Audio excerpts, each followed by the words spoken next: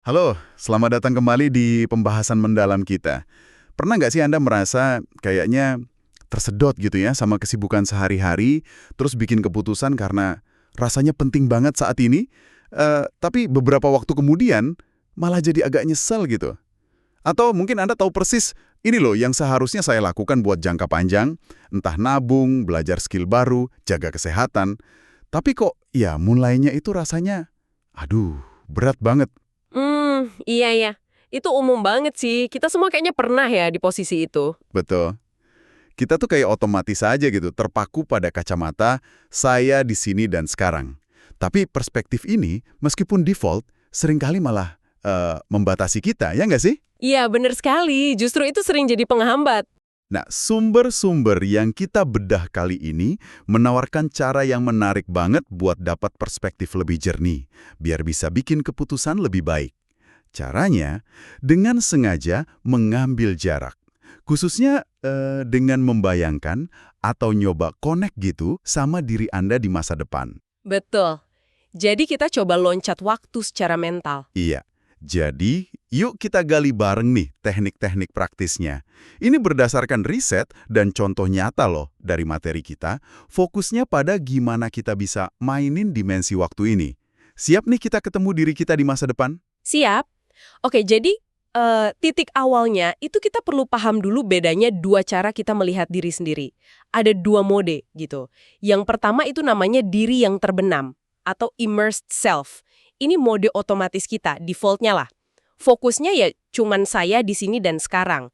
Mode ini sangat dipengaruhi ego biasanya, jadi gampang defensif, terus bias waktu menilai sesuatu. Ya gimana tuh maksudnya? Ya, misalnya kita jadi cenderung cari-cari alasan buat benerin pilihan kita.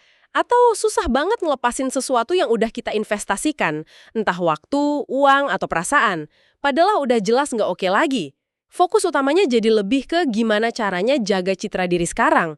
Akibatnya, yaitu tadi, keputusan jadi impulsif, mikirnya pendek, dan ujung-ujungnya sering nyesel. Wah, itu langsung keinget analogi klasik dari Jerry Seinfeld. Soal night guy lawan morning guy. Ah, iya, yang itu ya. Betul, si night guy ini kan maunya begadang aja, nonton seri sampai pagi, nggak peduli deh si morning guy besoknya bakal sengsara, kurang tidur, harus kerja pula. Ini kayaknya pas banget ya gambarin gimana kita sering nganggap diri masa depan itu, ya orang lain aja gitu.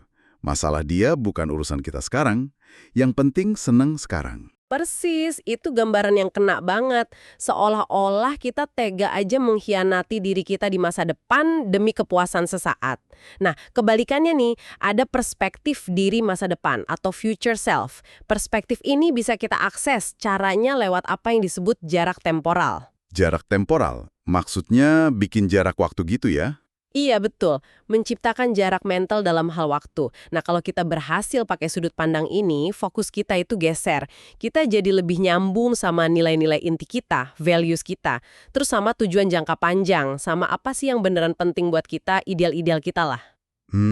Jadi lebih ke hal-hal mendasar ya? Betul. Dan motivasinya juga berubah. Bukan lagi cuma pengen hindarin rugi atau nggak enak saat ini, tapi lebih ke gimana caranya biar nggak nyesel nanti. Terutama nyesel karena nggak ngelakuin hal yang kita tahu sebenarnya perlu atau baik buat kita. Regret of inaction gitu. Nah, ini nih, ini bagian yang sangat menarik. Pertanyaan gedenya kan, kalau kita sebenarnya tahu apa yang baik buat diri kita di masa depan, kenapa kok susah banget ya bertindak demi si morning guy itu? Kenapa kita seringnya kalah sama maunya si night guy? Apa sih yang bikin susah? Ada penjelasan psikologisnya yang kuat banget, namanya fenomena temporal discounting, pendiskontoan waktu. Jadi gini, otak kita itu secara alami punya kecenderungan buat menilai hal-hal yang bakal kita dapetin cepat sekarang, besok, itu jauh lebih berharga. Oh, lebih berharga daripada. Daripada hal-hal yang baru akan kita dapetin nanti di masa depan. Meskipun, ya, kalau dihitung-hitung, nilai di masa depan itu objektifnya jauh lebih gede. Seolah-olah ada diskon gede gitu yang kita pasang buat nilai masa depan. Cuma gara-gara jarak waktunya. Wah, jadi kayak ada bias bawaan gitu ya di otak kita. Pasti banyak contohnya nih dalam hidup. Banyak banget. Contoh gampangnya, studi soal program pensiun 401k di Amerika. Itu kan program tabungan pensiun ya.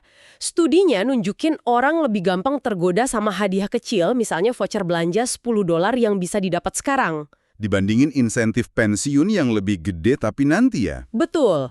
Dibandingin bonus tabungan pensiun yang nilainya mungkin ratusan dolar, tapi kan baru bisa dinikmati puluhan tahun lagi. Jauh banget rasanya. Contoh lain, anggota militer. Banyak yang milih ambil uang pensiunnya lamsam, sekali gebuk di depan. Padahal kalau dihitung totalnya, manfaat jangka panjangnya lebih gede kalau diambil dikit-dikit tapi lama. Mirip juga sama jaminan sosial di AS itu ya, yang katanya banyak yang ambil di usia paling awal. Persis, mayoritas klaim di usia 62 tahun.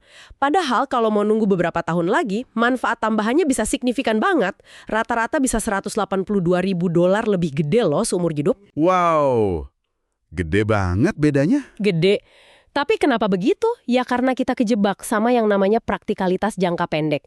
Kita terlalu fokus sama urusan teknis, sama kendala, sama apa yang bisa dilakuin hari ini, sampai-sampai kita ngabaikan aspirasi keinginan ideal dari diri kita di masa depan. Si diri masa depan itu kayak nggak kedengeran suaranya. Dan ujung-ujungnya, ya itu tadi, bisa jadi penyesalan yang dalam banget. Saya jadi ingat studi terkenal dari Bronnie Ware, perawat paliatif itu kan ya? Iya betul, yang nulis buku soal penyesalan orang di akhir hayat. Nah, dia kan rangkum 5 penyesalan terbesar. Dan yang nomor 1 itu, saya berharap punya keberanian menjalani hidup yang jujur pada diri sendiri, bukan hidup yang diharapkan orang lain. Ini kan intinya penyesalan karena nggak bertindak, regret of omission. Nyesal nggak ngejar apa yang penting buat diri sendiri. Mungkin ya itu karena dulu kehalang pertimbangan praktis jangka pendek atau rasa takut sesaat. Relevan banget. Risetnya Hal Hershfield juga ngasih bukti kuat soal hubungan ini. Dia nemuin orang yang merasa lebih nyambung secara emosional sama dirinya 10 tahun ke depan, itu diukurnya pakai gambar lingkaran gitu. Seberapa tumpang tindih lingkaran diri sekarang sama diri 10 tahun lagi. Terus hasilnya gimana? Hasilnya, yang merasa lebih nyambung itu cenderung punya aset finansial 35% lebih banyak. Wah, signifikan ya. Iya, jadi semakin kita merasa diri masa depan itu asing, ya makin gampang kita korbanin kepentingannya demi senengnya sekarang atau mudahnya sekarang.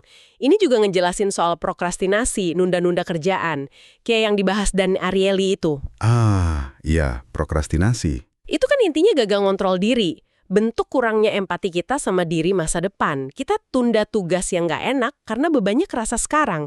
Padahal manfaatnya baru dinikmati sama si orang asing itu nanti. Oke. Jadi gambaran masalahnya makin jelas nih ya. Kita punya bias alami ke masa kini, temporal discounting, terus sering ngerasa nggak kenal sama diri masa depan, jadi gampang ngorbanin dia. Pertanyaannya sekarang, gimana dong caranya ngelawan ini? Biar kita bisa lebih efektif jadi diri masa depan yang kita pengenin itu. Kita pakai frasa be sometimes else ya, berada di waktu lain. Itu adalah secara sadar dan aktif pakai jarak temporal tadi. Ini bukan cuma berharap atau ngayal, tapi beneran pakai teknik-teknik spesifik buat ngeser perspektif kita, buat ngobrol sama diri masa depan itu. Jadi bukan soal willpower aja ya, tapi lebih ke merekayasa cara pandang kita. Tepat, rekayasa perspektif secara aktif. Menarik. Gimana caranya kita ngerekayasa perspektif itu? Coba kita lihat beberapa teknik dari sumber kita. Yang pertama, ini kedengarannya kayak mesin waktu nih, melompat ke masa depan, atau fast forwarding. Benar, teknik ini cerdik banget. Dia ngebalik fokus ketakutan kita. Jadi alih-alih kita cemas soal resiko rugi atau gagal sekarang, kita justru didorong buat mikirin rasa takut nyesel di masa depan karena nggak pernah nyoba. Oh, jadi fokusnya ke potensi penyesalan ya? Yang namanya kerangka meminimalkan penyesalan.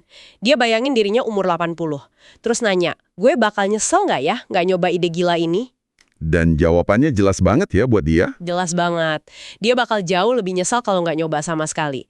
Ada juga contoh lain, Adam Williams, yang balik main American football di Eropa umur 40, setelah 18 tahun berhenti. Itu juga didorong pikiran, nanti tua nyesal nggak ya? Bahkan karakter fiksi kayak Ebenezer Scrooge di A Christmas Carol itu kan berubah drastis setelah dipaksa lihat masa depannya yang suram kalau nggak berubah. Jadi, kalau kita mau coba nih ya, misal lagi galau soal keputusan gede, pindah kerjaan, mulai usaha, pindah kota, kita bisa coba berhenti bentar, bayangin kita udah tua banget. Ngeliat ke momen pilihan ini. Keputusan mana yang bakal bikin kita bilang, untung dulu gue gitu.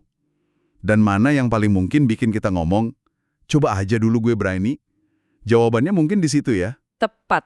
Pertanyaan reflektif itu kuncinya. Teknik kedua, ini fokusnya bangun jembatan emosi, menjalin hubungan dengan diri masa depan, atau connecting. Riset nunjukin kalau kita aktif ngebayangin atau bahkan interaksi sama representasi diri masa depan, itu bisa banget ningkatin rasa nyambung dan akhirnya mendorong perilaku yang lebih mikirin jangka panjang. Contohnya gimana tuh interaksi? Misalnya ada studi Chisima and Wilson. Anak SMA diminta nulis surat ke diri mereka di masa depan. Terus diminta nulis balasannya seolah-olah dari si diri masa depan itu. Hasilnya, mereka nunjukin peningkatan dalam kontinuitas diri dan perencanaan karir mereka jadi lebih baik. Menarik. Terus ada lagi nggak? Ada lagi yang pakai VR, virtual reality. Studinya Hal Hershfield lagi. Partisipan ngelihat avatar digital diri mereka yang dibikin kelihatan lebih tua. Hasilnya, mereka jadi 2 kali lipat lebih banyak alokasiin uang buat tabungan pensiun dibanding kelompok kontrol yang nggak lihat avatar tua itu. Wah, cuma gara-gara lihat diri tuanya di VR bisa ngubah perilaku finansial segitunya ya? Kalau gitu, gimana cara kita terapin ini sehari-hari tanpa VR? Mungkin jadi sahabat pena gitu kali ya sama diri kita 10-20 tahun lagi, tulis surat, curhat soal dilema sekarang, terus coba balas dari sudut pandang diri kita yang semoga lebih bijak nanti. Nasihatnya apa ya? Bisa banget. Atau ya luangin waktu aja beberapa menit, visualisasiin diri kita di masa depan, lagi ngapain, apa yang penting buat dia. Mungkin pakai filter aging di HP sesekali bisa bantu juga ya, biar ada gambaran visualnya. Bisa jadi, apapun yang bikin koneksi itu terasa lebih nyata. Nah, teknik ketiga pendekatannya agak beda, berpikir mundur atau thinking backward. Ini dasarnya dari riset Daniel Gilbert. Dia nemuin ada ironi gitu, kita cenderung underestimate seberapa banyak kita bakal berubah di masa depan. Dia nyebutnya ilusi akhir sejarah. Maksudnya kita ngerasa diri kita sekarang udah final gitu? Iya, kayaknya nggak bakal banyak berubah lagi, tapi kita bisa lihat jelas banget seberapa besar perubahan yang udah terjadi sama diri kita di masa lalu. Nah, dengan sengaja ngelihat ke belakang, sadar seberapa jauh kita udah berkembang, kita jadi bisa lebih menghargai potensi pertumbuhan kita ke depan.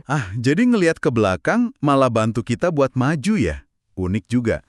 Jadi caranya, coba ingat-ingat diri kita 10 tahun lalu. Nilainya apa aja, minatnya, kemampuannya, cara pandangnya gimana.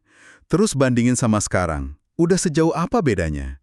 Pelajaran penting apa aja yang didapat? Kesadaran perubahan masa lalu bisa ngasih keyakinan kalau perubahan besar juga mungkin terjadi ke depan. Jadi nggak terlalu terpaku sama diri kita yang sekarang pas bikin keputusan. Persis, sadar kalau diri kita itu plastis, bisa berubah. Nah, terakhir nih, setelah kita dapat perspektif jernih dari si diri masa depan pakai teknik-teknik tadi, ada satu langkah penting lagi biar nggak disabotase lagi sama si diri masa kini yang impulsif itu. Teknik keempat, bertindak sekarang atau acting now. Intinya, begitu ada niat baik atau keputusan buat masa depan, langsung ambil langkah nyata. Sekecil apapun, buat ngunci niat itu. Jadiin itu pilihan default atau paling nggak bikin lebih gampang dilakuin nanti. Oh, jadi kayak mengikat diri ke tiang kapal biar nggak tergoda gitu ya? Contohnya gimana nih di zaman sekarang? Misal kita mutusin mau berhenti langganan streaming pas promo habis 6 bulan lagi. Jangan cuma dicatat, langsung buka kalender, pasang reminder, H-1 sebelum tanggal perpanjangan. Kasih link atau nomor teleponnya sekalian. Nah, itu contoh bagus. Bikin gampang buat eksekusi nanti. Atau mau mulai nabung rutin tiap bulan. Jangan nunggu gajian, atur auto debitnya sekarang. Biarpun mulainya bulan depan, atau jumlahnya kecil dulu. Mau mulai olahraga pagi, siapin baju sama sepatu olahraga malamnya. Lakuin pas semangatnya masih tinggi dari mikirin masa depan tadi. Jangan kasih kesempatan si night guy berkuasa lagi. Persis, pokoknya bikin semudah mungkin buat diri kita nanti ngelakuin hal yang benar. Nah, satu hal penting lagi nih yang ditekankan di sumber kita. Nggak semua keputusan itu butuh lompatan waktu yang sama jauhnya. Kita perlu pilih cakrawala waktu yang pas, sesuai jenis keputusannya. Sumber kita bedain jadi 3 cakrawala waktu utama. Oke, 3 cakrawala waktu. Mari kita bedah. Yang pertama, paling pendek, masa depan dekat atau near future. Ini hitungannya jam atau hari aja ya. Betul, jangka pendek banget. Ini efektif buat keputusan taktis sehari-hari, buat ngelola reaksi impulsif, buat kontrol diri sesaat. Contohnya, biar kebayang. Ya yang tadi, nahan diri nggak langsung balas email atau chat pas lagi emosi. tunggu dia beberapa jam, atau besok pagi. Atau pas milih makanan. Ada contoh Erin Azar, pelari itu. Dia pakai teknik play it forward. Sebelum mutusin lari apa enggak, dia bayangin gimana rasanya 1 jam setelah lari, dibandingin 1 jam setelah males-malesan. Dan bayangan enaknya setelah lari biasanya menang ya. Hampir selalu, katanya. Ada juga studi perawat di unit Alzheimer. Mereka dilatih buat mikir, gimana perasaan saya 30 menit setelah hadepin pasien yang sulit. Ternyata itu bantu mereka jadi lebih sabar. Jadi pertanyaan kuncinya kayak besok pagi gue ngerasa di mana ya soal ini, atau sejam lagi masalah ini sepenting apa sih gitu. Tepat, buat rem darurat lah istilahnya. Oke, cakrawala kedua. Masa depan menengah atau mid-future. Rentangnya 6 bulan sampai 2 tahun gitu ya. Ini buat apa? Ini ideal buat keputusan yang lebih operasional, misalnya soal pengembangan kapabilitas, entah tim atau diri sendiri, atau buat nyimbangin kebutuhan jangka pendek sama investasi jangka menengah. Contohnya studi air bersih di Kenya tadi, ibu-ibu yang diminta bayangin diri dan keluarganya 1 tahun ke depan, anaknya sehat gitu, ternyata 22% lebih mungkin rutin pakai klorin penjernih air. Visualisasi setahun ke depan ngaruh ke kebiasaan hari ini ya? Iya. Contoh lain, rotasi perwira kapal selam. Komandan yang bagus nggak cuma nanya, siapa yang terbaik buat tugas ini sekarang? Tapi juga siapa yang 6 bulan lagi kita pengennya udah kita latih hari ini. Fokusnya jadi ke pengembangan. Atau misal punya anak buah yang performanya kurang. Nanyanya bukan cuma gimana nutupin sekarang, tapi Gimana kondisi tim ini 1 tahun lagi kalau masalah ini saya biarin terus? Itu bisa mendorong tindakan yang mungkin nggak enak sekarang, tapi penting buat nanti. jadi pertanyaan kuncinya kayak, kalau udah setahun dari sekarang, apa ya yang saya harap udah saya mulai hari ini? Atau tim ini perlu belajar apa sekarang biar siap 6 bulan lagi? Betul, pas banget buat review tim, rencana proyek, atau pas kejepit antara urusan hari ini sama bangun fondasi buat nanti. Oke, dan terakhir, yang paling jauh. Masa depan jauh atau far future. Ini 10 tahun, 20 tahun, bahkan akhir hayat ya? Iya, ini buat keputusan strategis, perubahan hidup yang gede, ngatasin masalah emosional yang dalam, atau mikirin soal warisan hidup kita, legacy. Contohnya Chris Voss, negosiator FBI itu. Dia sering mulai negosiasi alot dengan ngajak pihak lain bayangin sukses bareng 10 tahun lagi. Baru mundur, ngerancang langkahnya. Jadi mulai dari ujung, baru tarik ke sini ya? Bisa gitu. Ada juga studi psikologi. Mikirin diri kita 10 tahun lagi pas lagi sedih atau susah, ternyata bisa ngurangin stres saat ini. Jadi ngelihat masalah sekarang sebagai bagian dari perjalanan panjang. Kayak ngasih perspektif gitu ya? Betul. Terus Stephen Covey di buku Seven Habits kan nyaranin latihan nulis pidato pemakaman sendiri, biar jelas apa yang beneran penting. Arthur Brooks juga nulis soal kapan waktu terbaik buat profesional mundur atau ganti peran, dilihat dari kacamata akhir karir. Dan tentunya, studi Harvard soal perkembangan orang dewasa. Puluhan tahun jalan, kesimpulannya kan kualitas hubungan sosial itu prediktor terkuat kebahagiaan jangka panjang. Itu perspektif dari lihat seluruh hidup. Jadi, pertanyaan kuncinya bisa jadi, di akhir hayat, apa yang paling pengen saya syukuri? Atau cerita hidup saya pengennya berakhir gimana? Atau kalau ketemu diri saya umur 80, dia bakal ngasih nasihat apa ya ke saya sekarang? Iya, pertanyaan-pertanyaan besar itu. Ini buat keputusan fundamental ya. Arah hidup, karir, hubungan, nilai-nilai. Atau pas mau ubah kebiasaan yang bandel banget. Kayaknya butuh keberanian ya buat ngelihat sejauh itu. Memang, ada satu teknik tambahan yang menarik buat cakrawala jauh ini. Yang tadi disinggung, mulai dari jauh, terus tarik mundur ke sekarang. Kayak contoh Dr. Anna Lemke bantu pasien kecanduan ganja. Pasien setuju nggak mau pakai 10 tahun lagi? Oke. 5 tahun lagi? Nggak juga. 1 tahun lagi? Nggak mau. Pertanyaan logis berikutnya kan, kalau setahun lagi aja nggak mau, kenapa nggak berhenti sekarang? Itu bikin urgensinya jadi nyata. Kena banget ya. Susah ngelesnya, luar biasa. Jadi jelas banget ya, kemampuan buat ambil jarak waktu, buat connect sama diri masa depan ini bukan sihir atau apa ya, tapi beneran alat psikologis yang bisa kita latih dan pakai secara sadar. Betul. Alat yang kuat. Manfaatnya juga jelas, bantu selarasin tindakan hari ini sama nilai jangka panjang, bikin keputusan lebih bijak, ngulangin potensi nyesel, dan akhirnya ya ngasih kita kontrol lebih atas arah hidup kita, biar nggak melulu keseret arus jangka pendek.